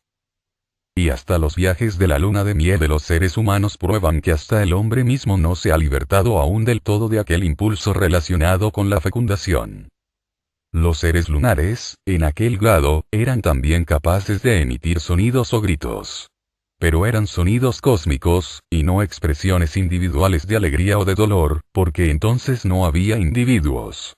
El desarrollo de la individualidad vino después, en el periodo terrestre. Al final del periodo lunar vino un nuevo intervalo de reposo, la noche cósmica. Las partes en que se había dividido se disolvieron y reabsorbieron en el caos general que precedió a la reorganización del globo para el periodo terrestre. Los señores de la sabiduría habían ya evolucionado tanto, que eran capaces de hacerse cargo, como primera y más elevada jerarquía, de la evolución. Se encargaron, pues, especialmente, del espíritu divino del hombre durante el periodo terrestre. Los señores de la individualidad estaban también suficientemente desarrollados, como para obrar sobre el espíritu del hombre y, por lo tanto, se puso a su cargo el espíritu de vida. Otra jerarquía creadora cuidó especialmente de los tres gérmenes del cuerpo denso, vital y de deseos, conforme evolucionaban. Aquella fue la que, bajo la dirección de otras órdenes más elevadas, hizo el trabajo principal en esos cuerpos, empleando la vida evolucionante como una especie de instrumento. Esta jerarquía es llamada los señores de la forma. Y habían ya evolucionado tanto, que pudieron tomar a su cargo el tercer aspecto del espíritu del hombre, el espíritu humano, en el próximo periodo el terrestre. Había 12 grandes jerarquías activando el trabajo de la evolución al principio del periodo de Saturno. 2 de esas jerarquías ejecutaron algunos trabajos al principio. No se ha dado información alguna sobre lo que hicieron, ni se ha dicho nada sobre ellas, salvo que actuaron libre y voluntariamente, y después se elevaron de la existencia limitada a la liberación. 3 jerarquías creadoras más le siguieron al principio del periodo terrestre, los señores de la llama, los querubines y serafines, dejando solamente 7 jerarquías en servicio activo cuando empezó el periodo terrestre. Los señores de la mente se hicieron especialistas en la construcción de cuerpos de materia mental, así como nosotros nos estamos especializando actualmente en la construcción de cuerpos de materia química. Por razones similares, la región del pensamiento concreto era el estado más denso de materia alcanzado durante el periodo de Saturno, cuando ellos eran humanos, y la región química es el estado más denso con el que puede estar en contacto nuestra humanidad. En el periodo terrestre los señores de la mente alcanzaron el estado creador, y emitieron de sí mismos dentro de nuestro ser el núcleo de material del cual estamos tratando de construir una mente organizada.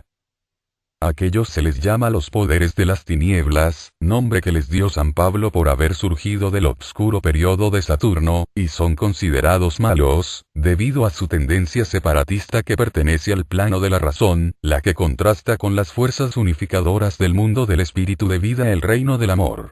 Los señores de la mente trabajan con la humanidad, pero no con los 3 reinos inferiores. Los arcángeles se especializaron en la construcción del cuerpo de deseos, la materia más densa del periodo solar. Por lo tanto, pueden enseñar y guiar a seres menos evolucionados, tales como el hombre y los animales, a modelar y emplear el cuerpo de deseos. Los ángeles están perfectamente experimentados para construir el cuerpo vital, porque en el periodo lunar, en el que ellos eran humanos, el éter era el estado más denso de la materia. Debido a esta capacidad, son los instructores apropiados del hombre, animales y vegetales respecto a sus funciones vitales: propagación, nutrición, etc. Capítulo 9.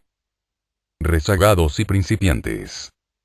Al seguir, en el capítulo anterior, la evolución de la vida, de la conciencia y de la forma, la triple fase de manifestación del espíritu virginal, que es la vida que, juntándose a la forma, obtiene conciencia por su intermedio, hemos hablado como si solo hubiera una clase de estos. Como si todos los espíritus virginales, sin excepción, hubieran hecho un progreso constante y uniforme. Hicimos esto en razón de la simplicidad, porque hubo retrasados, como los hay en cualquier gran corporación o compañía. En la escuela existen todos los años algunos que no pueden adelantar lo necesario para pasar a un grado superior. Y análogamente, en cada periodo de evolución existen los que se quedan atrás, porque no pueden alcanzar el desarrollo necesario para pasar al próximo grado superior. Ya en el periodo de Saturno hubo algunos que no pudieron alcanzar el desarrollo necesario para pasar al próximo grado. En aquel estado, los seres superiores estuvieron trabajando con la vida, que era inconsciente en sí misma, pero cuya inconsciencia no era óbice para el retardamiento de algunos de los espíritus virginales que no eran ni tan flexibles y ni tan adaptables como los demás. En esa palabra, adaptabilidad, tenemos el gran secreto del retraso o del progreso. Todo adelanto depende de la flexibilidad y adaptabilidad del ser evolucionante, de que sea capaz de acomodarse por sí mismo en las nuevas condiciones o de que se cristalice y estacione, haciéndose incapaz de toda alteración. La adaptación es la cualidad que hace progresar, sea en un grado superior o inferior de la evolución. La falta de ella es causa de retraso para el espíritu y de retrogradación para la forma. Esto se aplica al pasado, al presente y al futuro, y la calificación o descalificación se exacta e impersonalmente, con toda justicia, por la ley de consecuencia. Nunca ha habido ni habrá una distinción arbitraria entre las ovejas y las cabras. La obtusa condición receptora de algunos de los seres de Saturno impidió el despertar del espíritu divino en ellos, y, por lo tanto, permanecieron como simples minerales, pues todo lo que tenían era el cuerpo denso en germen. Así que entonces hubo dos clases o reinos en el periodo solar: la de los rezagados del periodo de Saturno, que eran minerales aún, y la de los adelantados del mismo periodo, quienes eran capaces de recibir el germen del cuerpo vital y hacerse análogos a las plantas. Además de esos dos reinos, hubo también un tercero, una nueva oleada de vida, que precisamente comenzó su actividad al principio del periodo solar. Esta es la oleada de vida que actualmente anima a los animales. La materia en la que entró la nueva oleada de vida, junto con los rezagados del periodo de Saturno, compusieron el reino mineral del periodo de Saturno. Había, sin embargo, una gran diferencia entre esas dos clases o subdivisiones del segundo reino. Era posible para los rezagados el dar un empuje o hacer un esfuerzo y sobrepasar a los adelantados, que forman actualmente nuestra humanidad, pero la nueva oleada de vida del periodo solar estaba imposibilitada para hacerlo. Esta alcanzará un estado correspondiente para hacerlo. Esta alcanzará un estado correspondiente al humano, bajo muy diferentes condiciones. La división entre rezagados y adelantados tuvo lugar en la séptima revolución del periodo de Saturno, cuando los señores de la llama despertaron el espíritu divino. Entonces se encontró que algunas de las entidades evolucionantes se encontraban en condiciones de cristalización tal, que era imposible despertarlas. Por lo tanto, aquellas se quedaron sin la chispa de espíritu de la que dependería su progreso y se vieron obligadas a permanecer al mismo nivel, siendo incapaces de seguir a las otras en las que se había despertado esa chispa espiritual. Con certeza se afirma que todo lo que somos o todo lo que no somos es el resultado de nuestro propio esfuerzo o de nuestra propia inacción. Esos rezagados y la oleada de vida recién llegada formaron manchas obscuras en la brillante esfera gaseosa que era el globo más denso del periodo solar, y las manchas solares actuales no son más que un residuo atávico de aquello. En la sexta revolución del periodo solar, los querubines despertaron al espíritu de vida, y nuevamente se encontró que algunos que habían pasado felizmente el punto crítico en el periodo de Saturno fracasaron en el periodo solar y eran incapaces de tener vivificado el segundo aspecto del espíritu. Y esta fue una clase de rezagados que cayeron de la cresta de la ola evolutiva. En la séptima revolución del periodo solar, los señores de la llama reaparecieron con objeto de despertar el espíritu divino en los que habían fracasado a fines del periodo de Saturno, pero que habían ya alcanzado el punto en el cual podían recibir el impulso espiritual en el periodo solar.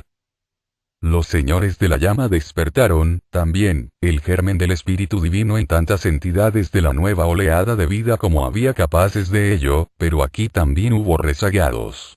Así que al principio del periodo lunar existían las siguientes clases. 1. Los adelantados que habían pasado con éxito a través de los periodos de Saturno y solar. Tenían cuerpos denso y vital, y también espíritus de vida y divino, germinalmente activos. 2. Los rezagados del periodo solar, quienes tenían cuerpos denso y vital, y también espíritu divino, pero todos en germen. 3. Los rezagados del periodo de Saturno, que fueron promovidos en la séptima revolución del periodo solar. Poseían el germen del cuerpo denso y del espíritu divino. 4. Los adelantados de la nueva oleada de vida, que tenían los mismos vehículos que los de la clase 3, pero que pertenecen a un esquema de evolución diferente al nuestro. 5. Los rezagados de la nueva oleada de vida, que tenían solamente el germen para el cuerpo denso. 6. Una nueva oleada de vida que comenzó su evolución al principio del periodo lunar, que es la vida que anima a las plantas actualmente. Es necesario recordar que la naturaleza camina muy despacio y no efectúa cambios súbitos en las formas. Para la naturaleza, el tiempo nada significa, sino que el alcance de la perfección lo significa todo. Un mineral no evoluciona a planta de un salto, sino por grados casi imperceptibles. Una planta no se convierte en animal en una noche.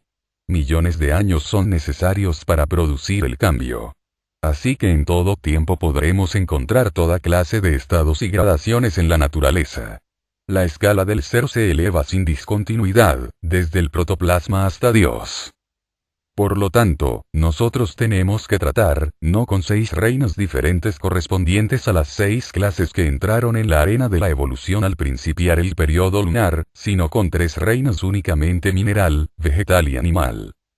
La clase más inferior del periodo lunar compuso la nueva corriente que comenzó allí su evolución. Formó la parte mineral más dura, si bien debe quedar muy entendido que no era, en manera alguna, tan dura como lo son nuestros minerales actuales, sino que su densidad era análoga a la de nuestra madera presente. Esta afirmación no contradice las anteriores que describían a la luna como acuosa, ni está en conflicto tampoco con el diagrama 8, que muestra al globo más denso del periodo lunar situado en la región etérica y que era etérico. Como se indicó anteriormente, el que el sendero de la evolución sea en espiral, impide que se sucedan condiciones idénticas. Habrá analogías o similaridades, pero nunca se reproducirán condiciones o estados idénticos. No siempre es posible describir estos en términos exactos. El término más apropiado es el que empleamos para sugerir la verdadera idea de los estados o condiciones existentes en la época que estamos considerando. La clase 5 de nuestra lista era casi mineral, si bien debido a que habían pasado más allá del mineral durante el periodo solar, poseía algunas características vegetales. La clase 4 era casi vegetal y continuaron evolucionando como plantas hasta antes de la terminación del periodo lunar. Estaba ligada, sin embargo, más al reino mineral que las 2 clases inmediatas que formaban el reino superior. Podemos, por lo tanto, agrupar las clases 4 y 5 juntas, como formando un grado intermedio, un reino vegetal mineral, que formaba la superficie del antiguo planeta del periodo lunar. Era algo semejante a la turba, que es también un estado intermedio entre el vegetal y el mineral. Era muy húmedo, lo que concuerda con la afirmación ya hecha de que el periodo lunar era vaporoso o acuoso. De manera que la cuarta, quinta y sexta clases componían las diversas gradaciones del reino mineral en el periodo lunar, estando la más elevada próxima al vegetal y la inferior al mineral más denso de aquel entonces. Las clases 2 y 3 formaban el reino vegetal, y si bien eran realmente algo más que plantas, no eran del todo animales. Crecían sobre el suelo mineral, vegetal. Eran estacionarias, como las plantas.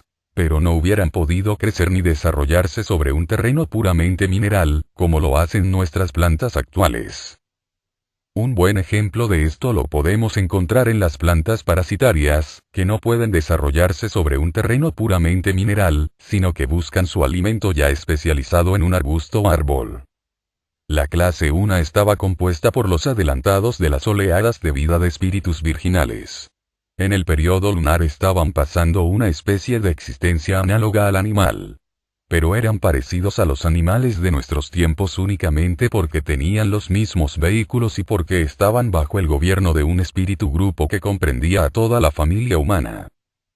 En apariencia eran muy diferentes de nuestros animales actuales, según se vio por la descripción que parcialmente dimos en el capítulo anterior. No hollaban la superficie del planeta, sino que flotaban suspendidos por una especie de cordones umbilicales. En vez de pulmones tenían unas como branquias, por medio de las cuales respiraban el vapor caliente de la neblina ígnea. Esos rasgos de la existencia lunar se están recapitulando todavía, durante el periodo de gestación, por el embrión en desarrollo. En cierto punto de su desarrollo tiene branquias. Los seres lunares de ese tiempo tenían también la espina dorsal horizontal de los animales. Durante el periodo lunar se sucedieron varias divisiones más de clases que en los periodos precedentes, porque también hubo, por supuesto, rezagados que fracasaron en mantenerse a la vanguardia de la ola evolutiva. Resultado de ello fue que al principiar el periodo terrestre había 5 clases, conteniendo algunas de ellas varias divisiones, como lo muestra el diagrama 10. Esas divisiones se sucedieron en las épocas y por las razones siguientes. A mediados de la quinta revolución del periodo lunar, cuando los serafines dieron el germen del espíritu humano a los adelantados que estaban preparados para seguir adelante, se encontró que a algunos les faltaba algo y, por lo tanto, no podían recibir todavía el impulso espiritual que despertara en ellos al triple espíritu. En la sexta revolución del periodo lunar, los querubines reaparecieron y vivificaron al espíritu de vida de aquellos que habían quedado atrás en el periodo solar, pero que desde entonces habían alcanzado el grado de desarrollo necesario para ello, la clase 2 de nuestra lista anterior, y también lo vivificaron en aquellos rezagados del periodo solar que no habían desarrollado el cuerpo vital durante su existencia vegetal en el periodo lunar. Estos últimos son los de la clase 3 de dicha lista. La clase 4 de esta lista, había estado atravesando un grado inferior de existencia vegetal. Sin embargo, la mayoría de ellos había desarrollado el cuerpo vital lo suficiente como para permitir el despertar del espíritu de vida. Así que los 3 últimos poseían todos los mismos vehículos al principio del periodo terrestre, aunque únicamente los 2 primeros clases 3 y 3b del diagrama 10 pertenecen a nuestra oleada de vida, y tienen la posibilidad aún de sobrepasarnos si pasan el punto crítico que tendrá lugar en la próxima revolución del periodo terrestre. Los que no puedan pasar ese punto quedarán reservados hasta que alguna evolución futura llegue al grado en el que puedan unirse a ella y proseguir su desarrollo en un nuevo periodo humano. Serán excluidos y no podrán seguir con nuestra humanidad porque ésta se habrá desarrollado dejándolos tan lejos, que serían una verdadera traba para el progreso nuestro si tuviéramos que remolcarlos. No serían destruidos, en manera alguna, sino que quedarán a la espera de otro periodo evolutivo. El progreso con nuestra oleada evolutiva actual, es lo que quiere significarse cuando se habla de salvación en la religión cristiana. Y esa salvación debe procurarse con toda diligencia, porque aunque la condenación eterna de los que no se salven no significa ni destrucción ni sufrimiento sin fin, es sin embargo, algo muy serio el encontrarse en un estado de inercia durante inconcebibles millares de años, antes de que una nueva evolución haya llegado al estado en el que los que aquí fracasaron puedan unírsele y proseguir su tarea. El espíritu no es consciente de ese lapso, pero no por eso es una pérdida menos seria, porque se tendrá un sentimiento inexplicable de incomunidad, de no estar en su hogar cuando dichos espíritus se encuentran por último en una evolución nueva. En lo que concierne a nuestra humanidad actual, tal posibilidad es tan pequeña, que es casi desatendible. Sin embargo, se dice que del número total de espíritus virginales que comenzaron la evolución en el periodo de Saturno, únicamente las 3/5 partes pasarán el punto crítico de la próxima revolución y continuará hasta el fin. La mayor aprensión que tienen los ocultistas es el materialismo, que si se lleva demasiado lejos, no solo impedirá todo progreso, sino que llegará hasta destruir los 7 vehículos del espíritu virginal, dejándolo completamente desnudo. El que se encuentre en un caso semejante tendrá que comenzar nuevamente la evolución desde el principio. Toda obra que haya efectuado desde el principio del periodo de Saturno, la habrá perdido por completo. Por tales razones el periodo presente es para nuestra humanidad el más crítico de todos. En consecuencia, los ocultistas nos hablan de las 16 razas, de las que la germano-anglosajona es una de ellas, como de las 16 posibilidades de destrucción. Puede el lector pasarlas todas porque ello es mucho peor que el retardarse en la revolución próxima. Hablando en general, la clase 5 de la lista anterior obtuvo el germen del espíritu divino en la séptima revolución, cuando reaparecieron los señores de la llama. Por lo tanto, eran los adelantados o precursores de la última oleada de vida que entró en la evolución al principio del periodo lunar. Allí pasaron su existencia mineral. Los rezagados de esa oleada de vida quedaron, pues, únicamente con el germen del cuerpo denso. Además de las nombradas, hubo también una nueva oleada de vida, el reino mineral actual, que entró en la evolución al principio del periodo terrestre. Al final del periodo lunar, esas clases poseían los vehículos indicados en el diagrama 10, y con ellos partieron al principio del periodo terrestre. Durante el tiempo transcurrido desde aquel entonces, el reino humano ha estado desenvolviendo el eslabón de la mente, y ha desarrollado, en consecuencia, la plena conciencia de vigilia. Los animales han obtenido un cuerpo de deseos. Las plantas un cuerpo vital. Los rezagados de la oleada de vida que comenzó su evolución en el periodo lunar han escapado a la dura y pesada condición pétrea, y ahora sus cuerpos densos los componen nuestras tierras blandas y suaves. En tanto que la oleada de vida que comenzó su evolución aquí, en el periodo terrestre, forma las rocas y piedras duras. En esta forma han adquirido las diferentes clases los vehículos indicados para ellos en el diagrama 3, al que remitimos nuevamente al lector. Un niño no puede hacerse cargo de los deberes del padre o de la madre.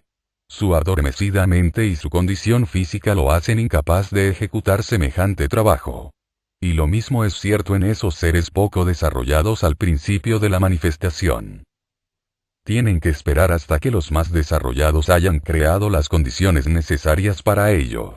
Cuanto más inferior es el grado de inteligencia de un ser evolucionante, tanto más depende de la ayuda externa. En el principio, los seres más elevados, los que han progresado más, obran sobre los que tienen mayor grado de inconsciencia. Más tarde, los guían hacia algunas entidades menos desarrolladas, las que pueden llevar ese trabajo un poco más adelante. Por último se despierta la conciencia de sí, del yo. La vida evolucionante se ha convertido en humana. Desde el punto en que la propia conciencia individual del ego se manifiesta, debe seguir adelante para extender y expansionar su conciencia sin ayuda exterior alguna. La experiencia y el pensamiento tienen que tomar entonces el lugar de los instructores externos, y la gloria, poder y esplendor que puede adquirir son ilimitados. El periodo de tiempo dedicado a la adquisición de la conciencia de sí, del yo, y a la construcción de los vehículos por cuyo intermedio se manifiesta el espíritu del hombre, se denomina involución. El subsiguiente periodo de existencia, durante el cual el ser humano desarrolla su conciencia propia hasta convertirla en divina omnisciencia, se llama evolución. La fuerza interna del ser evolucionante que hace de la evolución lo que es y no un simple desenvolvimiento de posibilidades latentes, en germen. La que hace que la evolución de cada individuo difiera de la de los demás. la que suministra el elemento de originalidad y da lugar a la facultad que el ser evolucionante debe cultivar para convertirse en un dios. Esa fuente se llama genio. Y, según ya se indicó, su manifestación es la epigénesis. Muchas de las filosofías avanzadas de los tiempos modernos reconocen la involución y la evolución. La ciencia solo reconoce la última, porque la ciencia trata únicamente de la línea de manifestación de la forma. La involución pertenece a la línea de la vida. Pero los hombres de ciencia más avanzados consideran la epigénesis como un hecho demostrable. El concepto Rosacruz del cosmos combina las tres, pues son necesarias para comprender bien el pasado, el presente y el futuro desarrollo del sistema al que pertenecemos. Los mundos. Podemos emplear un buen ejemplo para ilustrar la construcción de un cosmos. Supongamos un hombre que desea hacer una casa para habitarla. En primer término elegirá un sitio apropiado, y entonces procederá a construir la casa, dividiéndola en varias habitaciones destinadas a ciertos propósitos. Hace una cocina, un comedor, dormitorios y curto he de obtener por sí mismo, mediante la investigación personal, en la memoria de la naturaleza. Capítulo 6. Esquema de la evolución. El principio en armonía con el axioma hermético. Como arriba es abajo. Y viceversa, los sistemas solares nacen, mueren y tornan a nacer nuevamente, siguiendo ciclos de actividad y reposo, semejante al hombre. Hay constante flujo y reflujo de actividad en todos los dominios de la naturaleza, correspondientes a las alteraciones de día y noche, verano e invierno, vida y muerte. Es el principio de un día de manifestación. Se dice que cierto gran ser llamado en Occidente Dios, pero con otros nombres en otros países, se aísla a sí mismo en cierta porción de espacio, en la que se crea un sistema solar para la evolución y aumento de su propia conciencia. Incluye en su propio ser huestes de gloriosas jerarquías, de para nosotros, inconmensurables poder y esplendor espiritual. Esas jerarquías son el fruto de las pasadas manifestaciones de ese mismo ser y también de otras inteligencias, de decrecientes grados de desarrollo hasta las que aún no han adquirido un estado de conciencia tan elevada como el de nuestra humanidad actual. Por lo tanto, estas últimas no podrán acabar su evolución en este sistema. En Dios, ese gran ser colectivo, existen seres inferiores de toda clase de inteligencias y de estados de conciencia, desde la omnisabiduría hasta la inconsciencia, más profunda aún que la del trance profundo. Durante el periodo de manifestación con el que estamos relacionados, esos seres de varios grados están trabajando para adquirir más experiencia que la que poseían al principio de este periodo de existencia.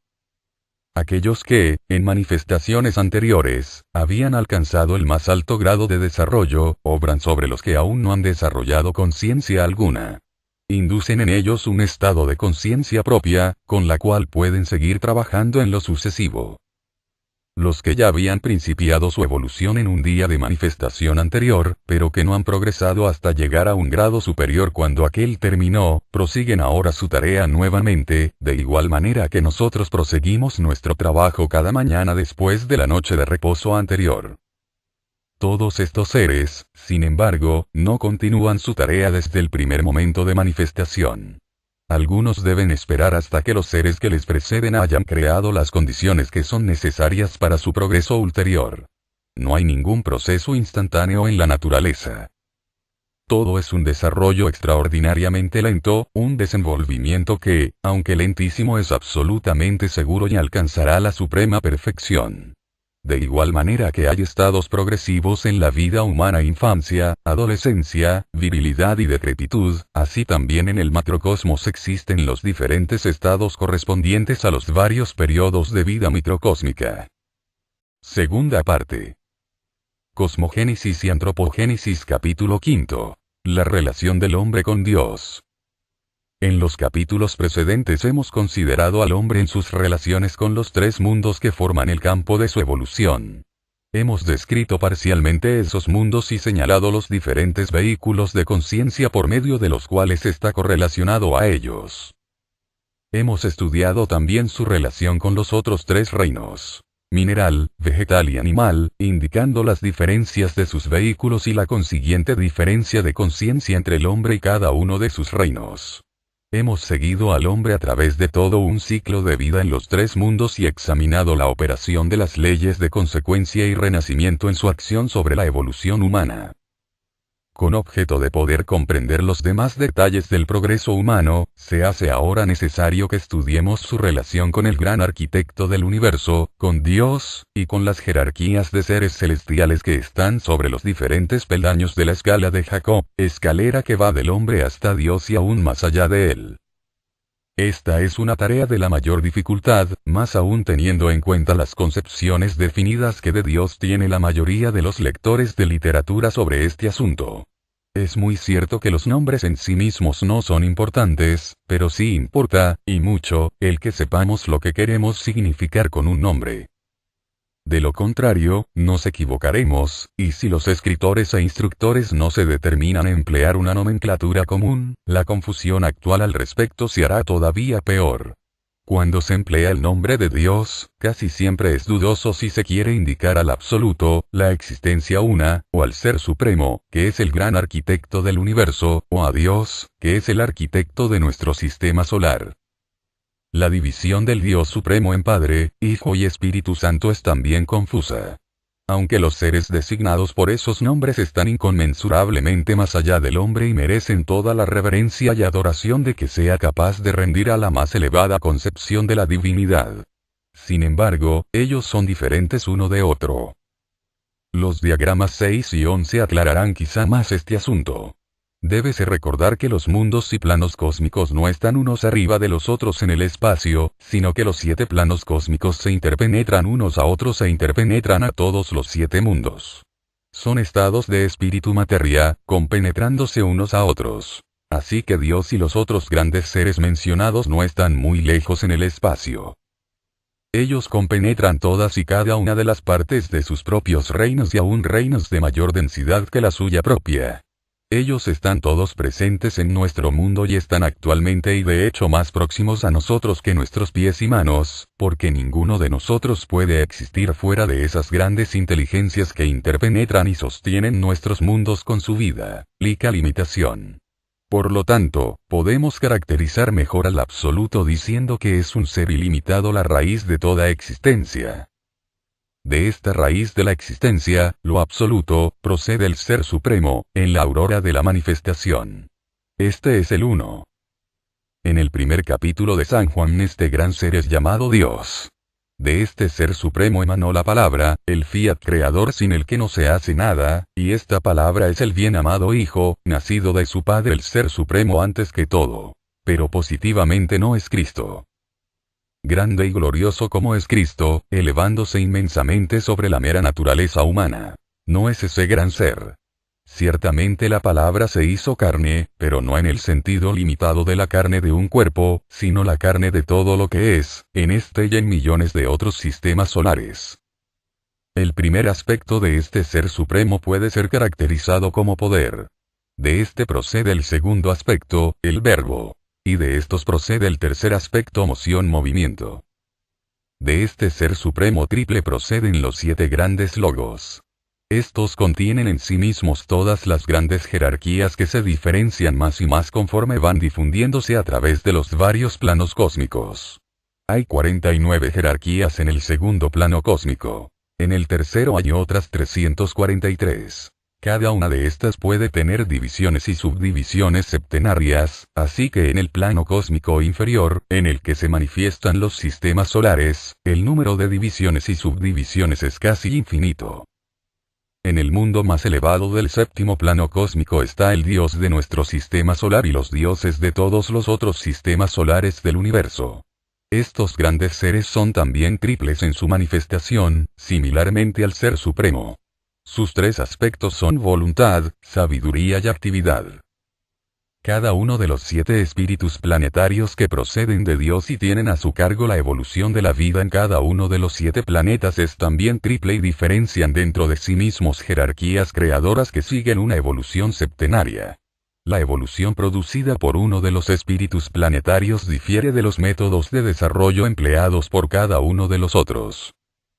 Puede agregarse, además, que por lo menos en el esquema planetario al que pertenecemos, las entidades más desarrolladas en los primeros grados, que alcanzado un elevado grado de perfección en evoluciones anteriores, asumen las funciones de los espíritus planetarios originales y continúan la evolución, retirándose el espíritu planetario original de toda participación activa, dejándola al cuidado de sus regentes.